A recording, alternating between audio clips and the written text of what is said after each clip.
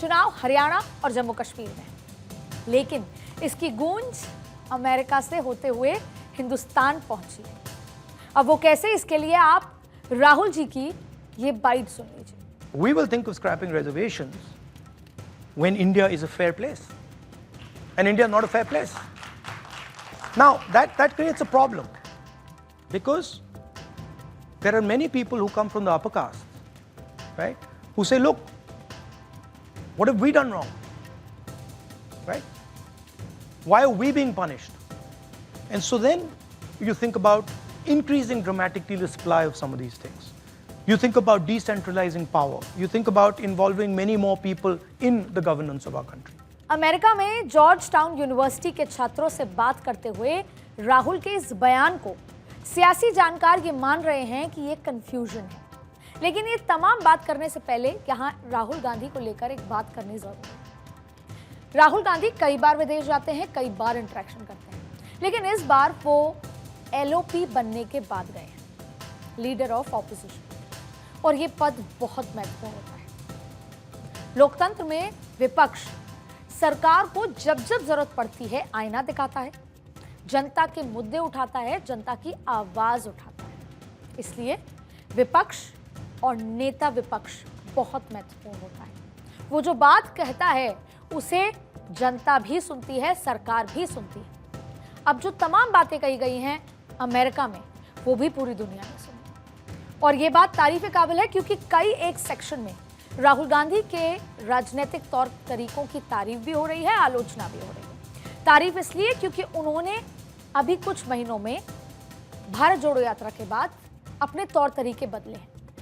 BJP को BJP की ही pitch पर वो सियासी रूप में साध रहे हैं, जवाब दे रहे हैं, उनको पलटवार कर रहे हैं सियासी रूप में। तो ऐसे में अब जो हम डिकोड करने वाले हैं, क्योंकि ये बात अमेरिका और भारत और पूरी दुनिया में भारत को लेकर मैसेज की, तो अब जो अभी उन्होंने बयान दिया था छात्रों से बात करते हुए जॉर्ज टाउन यूनिवर्सिटी में, तो सियासी जानकारों का ये मानना है कि ये कंफ्यूजन है। अब इसको लेकर हम ये भी बात करते हैं कि ये एक बयान में क्या राहुल गांधी के सियासी विरोधियों को मौका दिया है। लेकिन पहले राहुल का एक और बयान सुनवाती हूं, उसके बाद इस पर चर्चा करेंगे। वो बयान जो देश की राजनीति में कांग्रेस के खिलाफ बड़ा परसेप्शन बना सकता है। The fight is about whether he, as a Sikh, is going to be allowed to wear his turban in India. Or he, as a Sikh, is going to be allowed to wear a kada in India. Or he, as a Sikh, is going to be able to go to Gurdwara. That's what the fight is about. And not just for him. Rahul के बयानों की कड़ी में एक और बयान बेहद महत्वपूर्ण है, जिसका संदेश राहुल गांधी के साथ इंडिया ब्लॉक में खड़े पार्टियों को भी जाता है। The whole idea of the alliance was to put across to the people of India that India is being attacked, and it was very successful. And generally the BJP people say India alliance, but everyone else in India says India alliance.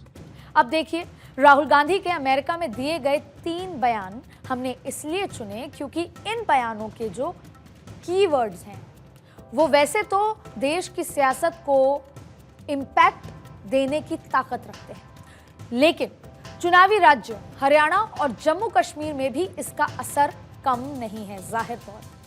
अब देखिए, ये जो keywords हैं वो बताते हैं। पहला, आरक्षण; दूसरा, अल्पसंख्यक; तीसरा, एकजुटता। अब आप कहेंगे कि ये कीवर्ड्स क्या हैं?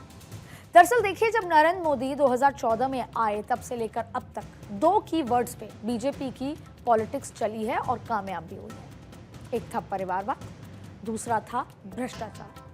और नरेंद्र मोदी, अमित शाह और भारतीय जनता पार्टी ने मिलकर परिवारवाद के खिलाफ और भ्रष्टाचार के खिलाफ एक तरह से जो आंदोलन खड़ा किया, उसका नतीजा था कि नरेंद्र मोदी तीसरी बार प्रधानमंत्री चुनकर आए। ये 2 कीवर्ड्स पूरे देश भर में लोगों के मानक पटल पर छा गए थे। इसीलिए ना सिर्फ कांग्रेस, हर वो पार्टी जो परिवारवाद को सपोर्ट करती है, बढ़ावा देती है या भ्रष्टाचार में लिप्त है, वो एक समय में इन 10 सालों में हाशिए पर चली गई थी। लेकिन अब हम राहुल के कीवर्ड्स का जिक्र कर रहे हैं। राहुल कहते हैं डरो मत, ये कीवर्ड है। राहुल कहते हैं कि संविधान बदल दिया जाएगा, आरक्षण का जिक्र करते हैं। तो आज हम 3 कीवर्ड्स का जिक्र कर रहे हैं, आरक्षण, अल्पसंख्यक और एकजुटता। ये वो शब्द हैं जो राहुल के बयानों का सार है या राजनीति का।